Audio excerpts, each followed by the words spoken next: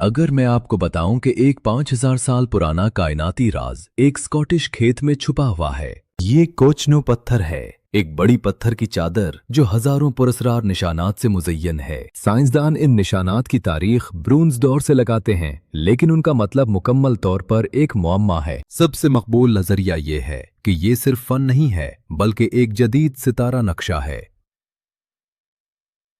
कुछ मुहक्किकीन का मानना है कि ये निशानात सितारों के निज़ाम और हमारे शमसी निज़ाम की अक्कासी करते हैं। लेकिन अगर ये सच है तो ब्राउन्स एज के लोगों ने इतनी तरक्की याफ्ता फलकियाती मालूमात कहाँ से हासिल की?